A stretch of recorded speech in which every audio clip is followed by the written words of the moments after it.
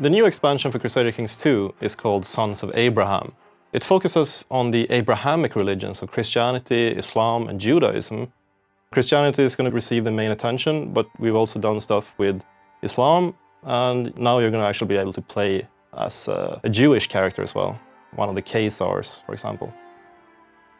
One of the main things we've done with the Christians is we've added the College of Cardinals.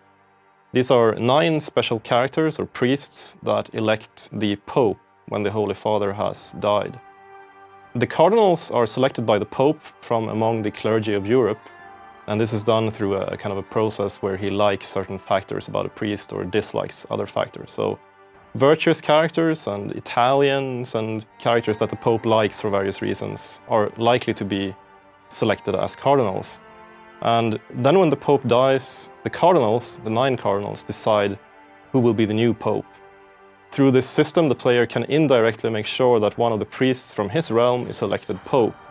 And if you manage to get a Pope elected, he will owe you some favors. And you can call in these favors with the new papal powers that we've added to the game. You can request money from the papacy, you can request that the Pope calls a crusade against a certain target that you want to get rid of, or you can get one of your bishops nominated, or one of your courtiers nominated as a bishop in your realm, which could be a useful step to having one of your relatives become a pope, for example. Another thing we've done with the Christians is we've added 2 more Christian holy orders, the Knights of Calatrava and the Knights of Santiago. And we've also fleshed out the entire game around the holy orders, so that you can donate money to the holy orders for some piety. You can also request money or borrow money from the holy orders, or at least some of them. The Knights Templar are actually kind of a banking organization in the medieval times.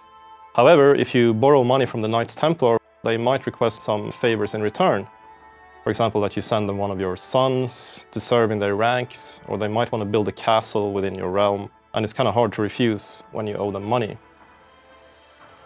Christians can also choose to go on a pilgrimage to one of the holy sites of Christianity. It's not just Jerusalem, it can also be Rome or Santiago and certain other places. And what happens during this pilgrimage is like a little adventure within the game.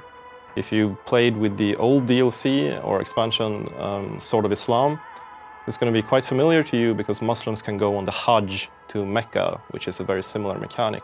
This means that, you know, as a Christian character, you can have a little adventure or a little role-playing experience almost within the framework of the Christian faith. Now, as you know, you tend to have some children or relatives that can be quite annoying and you don't actually want them to succeed you to the throne. One way of getting rid of them or disinheriting them has always been to get them appointed to a bishopric, for example. But now we've added a new mechanic where you can retire them to a monastery and make them a monk or a nun, basically permanently getting rid of them.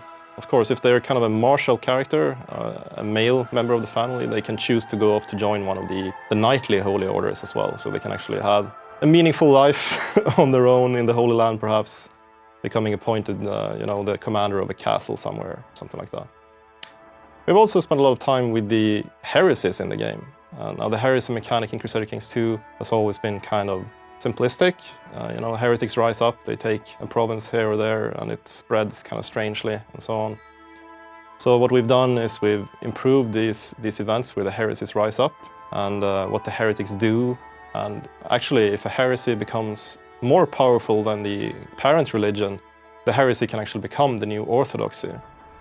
Some of the heresies have also received a head of their own religions, so there's a Fraticelli Pope, for example, and so on.